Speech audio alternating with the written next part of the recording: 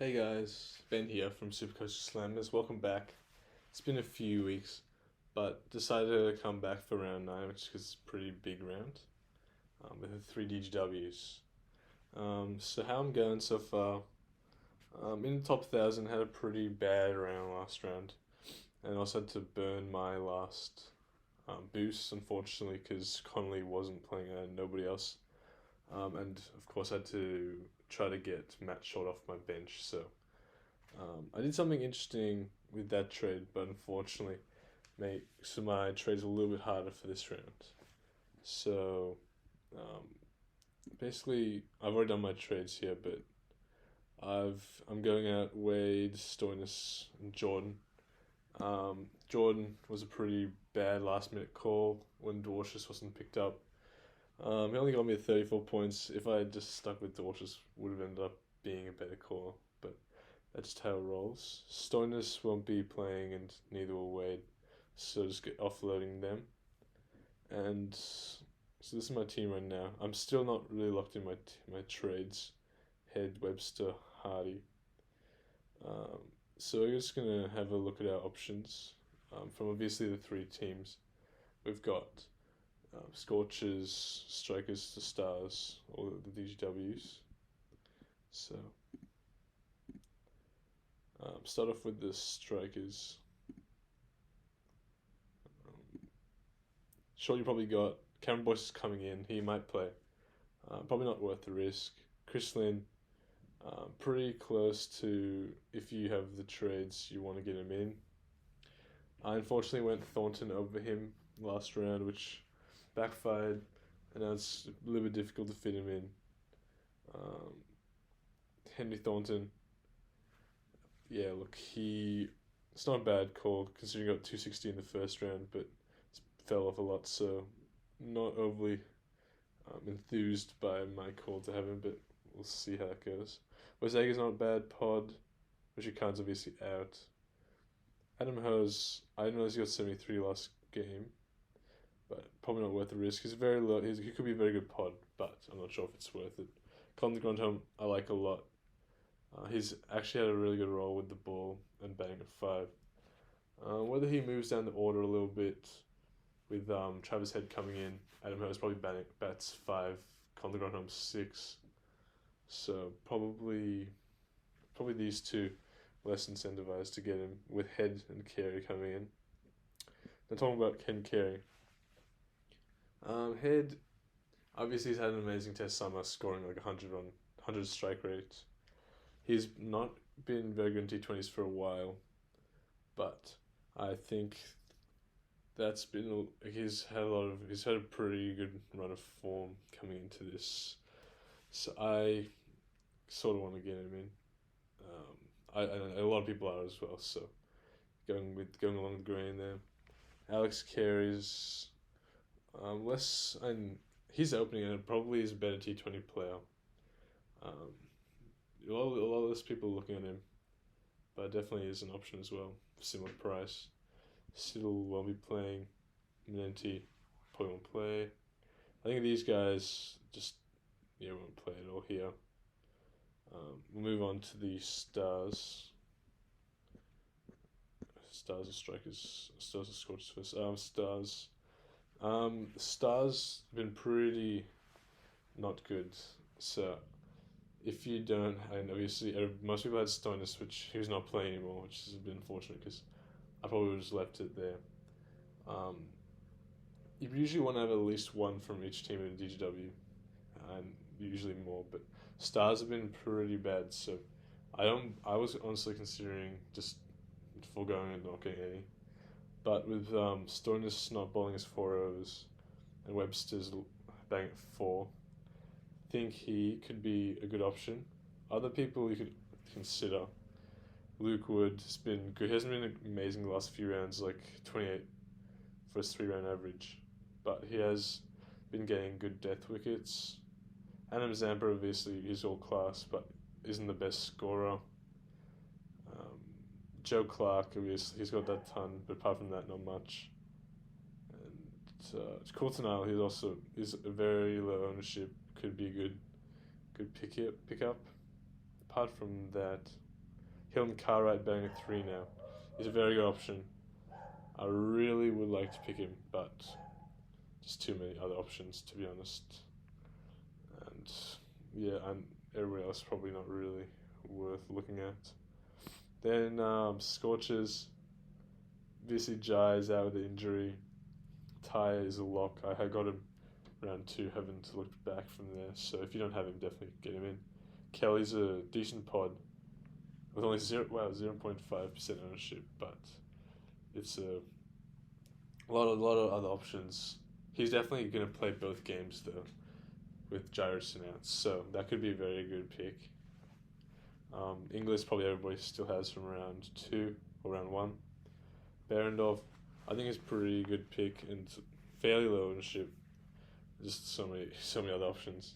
Ashton Turn's been really good. What's that 67, 62 3 on average, 65. He's been really good lately. So, and he also had a few overs here and there. So nothing against him at all. Would definitely consider. Ash Agar will be coming in. Bat 7 bowls, always a decent option. Should get you the 100 points. Aaron Hardy. Now there's batting at 3.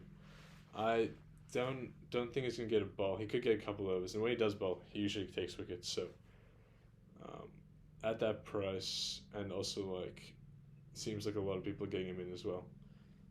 I think Hardy is pretty much tough to go without. Bancroft is another one that has just burst onto the scene a little bit here, coming out of nowhere.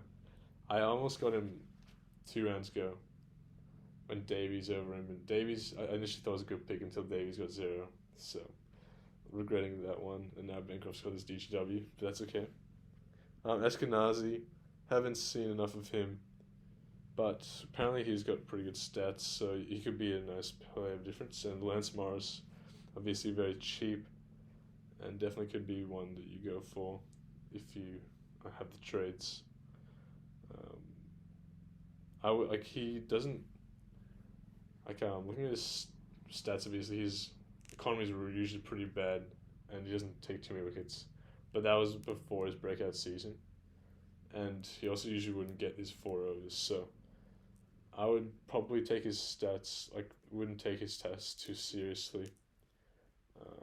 So yeah, and definitely he's an option if you don't have the cash for anybody else, or you just want to go for the play of difference. Apart from that, there's a few test guys that are coming in. We've got Labuschagne, 204k. He's a super good option. He always scores pretty well, and he's got the DPP status. So, and if you didn't get him in as a loop beforehand, probably would go without. But he's definitely going to get you points, just if you can afford him, and also if you got the trades. Steve Smith, probably less so. He's not really known for his T20 skills, but yeah, he will come in at 3, play a good role. Yes, he's a pretty good price as well, only 180k. Who else have we got coming in? We've got Lion. These are sort of the guy. I wouldn't really get Lion in until after this round. People you want to rush in probably just is your Labuschagne, and then you've also got Warner, who I brought in as a loop last round for Connolly because he was playing, and sort of stuck with him. Hopefully he does well. I think he's a class above everybody else, but we'll see how it goes. He could definitely get out early if he's not really feeling it. If he's he was just a bit tired after the test series. So this is my team at the moment. A few things I'm playing around with, switching either Head or Hardy with Chris Lynn. Probably if I went Hardy to Lynn, where are we? Oh, I've got to switch around.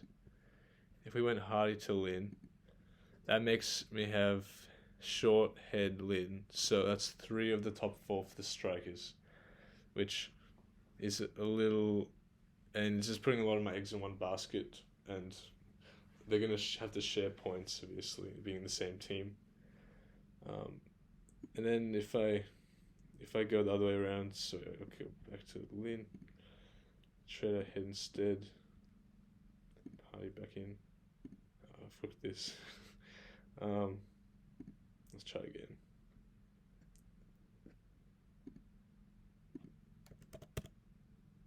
Oh, shit. Okay, well, basically if I have Lin instead of Head there, means obviously I miss out on Head, who I think a lot of people are looking at, and rightfully so after his test series. But yeah, Lin is a tough one to go without, with his back-to-back hundreds last 2 rounds. Whether I want to chase that is another call.